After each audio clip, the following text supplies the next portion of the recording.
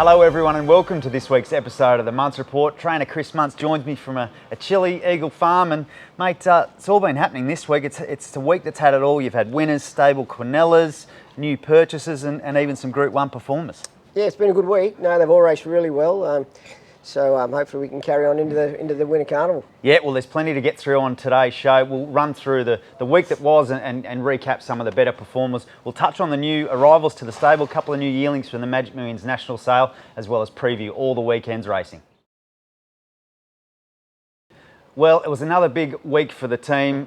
Two winners and also a stable Quinella, and the stable Quinella got things underway, mate. Marisa Star and Everlast in a bit of a ding-dong battle down the straight. Yeah, they were two really brave runs. Both horses went well on an extremely testing track, heavy track. I thought Everlast was going to fight back, but Marisa Star prevailed just on the line to beat him of the narrowest of margins. So very proud of both horses. They both had a good hard dip, and yeah, they fought it out. They certainly did, and Larry Cassidy, a bit of urging on the line. There was a bit of audio from ground level, some footage there that might have proved the difference there. Him yelling at the horse. He gets pretty vocal, Larry. He gets pretty vocal when he's on one in a tight finish. But no, he certainly got the best out of her, and she raced well. Yeah, it was good to see Marisa Star break the maiden, and surely won't be far away. Everlast really deserves to. Yeah, he's racing well. You know, he struck a poly track 2 starts back and then a heavy track. So I'm sure once he's on top of the ground, he'll improve even more. He's racing very well. Yeah, sure is. And the fun wasn't over there. The baby sister to Skate to Paris, Delight,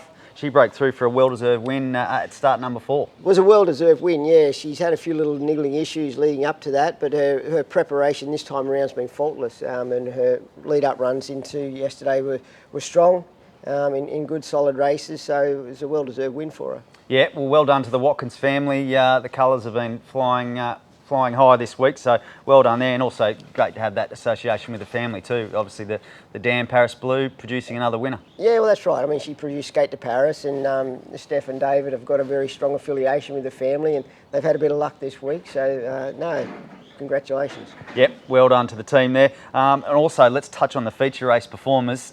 Southern Stock, a Group 1 fifth in the Derby, and geez, he loomed up and after racing wide and still had the audacity to look the winner at one point. Very good run. Yeah, look, I couldn't have been disappointed with his effort. I was very proud of him. He was 3 deep, the trip, no fault of Larry's, just the barrier probably brought him unstuck, and he as you say, he loomed a win on the corner. I thought that for a fleeting moment at the 200 metre mark he was going to win, but you know, he was only narrowly run down, got beaten just under 2 lengths, so it was a brave effort. Yeah, well, he certainly did the stable, and Harry Reid proud, didn't he, with that run? And I know the dust has just settled, but what are you thinking with him now? Oh, he went to the paddock. He'll have a bit of a break, and then we'll probably look at maybe giving him a couple of rungs over the spring and summer. He won't be overly taxed. He'll probably only have a light couple of runs, and then we'll concentrate on the Winter Carnival next year with him.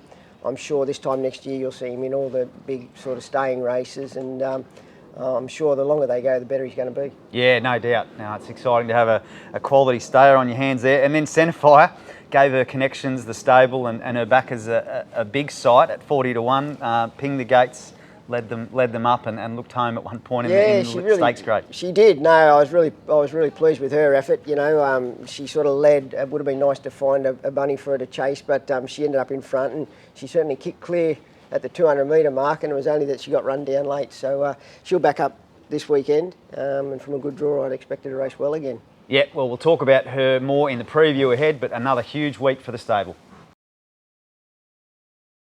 Okay, new arrivals time, and it was the Magic Millions National Sale during the week. The yearlings going through off the back of the broodmare sale and the weanlings, and you brought home 2 nice youngsters, one courtesy of Derby Racing, a colt by Trapeze Artist. Yeah, no, it's nice to get another one for Derby. They've been a good supporter, and we were fortunate enough to pick up a Trapeze Artist colt there out of a nice staying mare, Sedanza. So I think he's fully stocked up, which was very pleasing to see, early stages, but he was a lovely colt, and I'm sure in 6 months' time, 12 months' time, he's going to fill out into a really, really athletic type of running colt.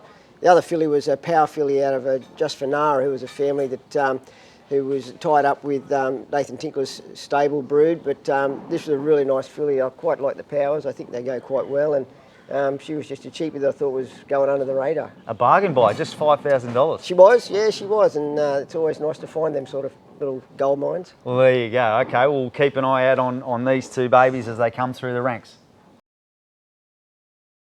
Well, it's another big weekend of racing action and things get underway at the Sunshine Coast tonight. The first race, you've got two runners in Sea Ripple and Goldschlager. Sea Ripple, second start for the stable and down in grade from the Group 2 Guineas, and Goldschlager was a big run first up from well back in the field. Yeah, Goldschlager was on the poly track first up, which was a bit of new sort of surface for her. We hadn't had her on that before, but with all that rain we had to get her going, and she finished off really well. So I think the 1400 today suits. She'll probably get back a little bit and probably needs them to run along, but her dam handled the heavy, so that's sort of what I'm banking on. We've never had her on a heavy track, but sort of banking on her dam side carrying her through on the wet, but she's going well. Sea Ripple's a really classy filly. She run in the Guineas there first start for me, and I thought her run was very good under the circumstances. So she's another one that's just new on the heavy track. I'm not sure how she'll handle that. She's handled the soft track I've seen before, but heavy track's obviously a new category there. But she's in good order, and I wouldn't be surprised to see her be extremely hard to hold out. Okay, so if they can handle, they should be competitive if they can handle the that's heavy. right. That's the disclaimer. You know, it's obviously we don't know what it's going to be like. We've had a lot of rain, but it has been clear for the last few days, so probably have to wait and see. Yeah, these tracks are just taking a bit of time to dry out, even though there has been fine weather this week. Particularly in winter, it's a bit colder. It always takes a bit longer. Yeah, no worries. All right, the other run on the program is Majestic's Request. Struggle with that name, Majestic's Request. He was second in Class 3 company last start, and as we mentioned last week, en route to the Grafton Guineas. Yeah, he's really going well. His run the other day from a freshen up was good on the poly track, just probably found wanting a little bit late, but he obviously is another one that strikes a heavy track. I'm not sure how he handles it, but he's fit and healthy, and there's no better time to find out. Okay, well, good luck to those connections racing at the Sunshine Coast tonight. We then turn our attention to the feature Eagle Farm meeting. Boom Nova gets us underway in the listed Lightning Handicap, shooting for 3 straight wins. She's a mare that's obviously been on the upward spiral and gets a chance here at stakes level. Yeah, she's been a bit of a revelation here at Eagle Farm. She seems to like the 1,000 metres. She seems to like Eagle Farm, and she's drawn nicely in the Lightning tomorrow. So, you know, it's probably her toughest task to date, but she's deserves a crack at a race like this. Yeah, well, exciting times for connections there ahead of the big day, so good luck to everyone involved there. We then move over to Centrefire. We touched on her huge run last week, and then this is same as Boom Nova, I guess. It's another level, going to Group 2 company here in the Morton Cup. Well, it is, and it's another same thing with her toughest task to date, but she's drawn very well. She's got great gate speed. She'll put herself right there on the bunny, and you know, even if she can fill a hole there from a good draw, it certainly makes her value as a broodmare go up. So I'd love to see her win it. I think she's going to be right in the finish. Her run the other day was very good, so I'm sure at a big price I'll know she's there. Her run was 7th on paper, but geez, it was the best 7th you've ever seen, It wasn't was, yeah, no, she went really well. The last 2 runs, all prep have been good, so I can't knock the way she's going. Yeah, well, good luck to connections there. Hopefully she gives everyone another sight this weekend. And then another flying filly in Rhapsody Rose steps up to listed company here. She had that freshen up after the Gold Coast run and then impressed at the jump out. So you're thinking she's back to where she is? Well, she had a little bit of a blood challenge after her run at the Gold Coast Guineas, which probably explains her performance down there. So we had to space her runs a little bit and get her right. And as you said, she jumped out last week and went very well. So I'm confident that she'll return to a bit of old form tomorrow, particularly here at Eagle Farm. She likes Eagle Farm, and I think the 1200 at this stage of a prep suits her nicely. Okay, well, good luck to Mr. McGoran and Mary there with Rhapsody. Hopefully she's back to her firing best. And then we turn our attention to the Sunshine Coast on Sunday, where Artemis, who was a first up winner, he's looking to go back to back here, and it's a cutest 2-year-old handicap over the 1300. Yeah, well, he's a really tough rooster, Artemis. He's done well since he won the other day by surprise, and I think the 1300 at Caloundra suits him, obviously hoping that the track dries out a bit between now and then, but he's just kept on improving and strengthening up, and be interesting to see how he performs on top of the grass on Sunday.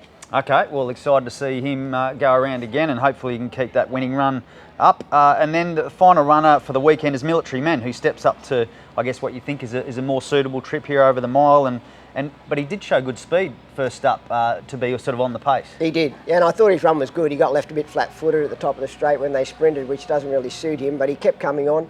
And I think up to the mile, I think the heavy, I don't think he'll be concerned about the heavy, and I'd expect him to be very competitive in that sort of a maiden on Sunday. Okay, well, sounds like all in all, a strong team of runners stepping out over the weekend. Well, they're all fit, they're all healthy, and they all seem to be in good form. So, I mean, that's all I can do. I can have them healthy and happy, and then the rest is up to them and the jockeys. Very good. Well, your job's done. Enjoy the weekend and good luck to everyone over the weekend.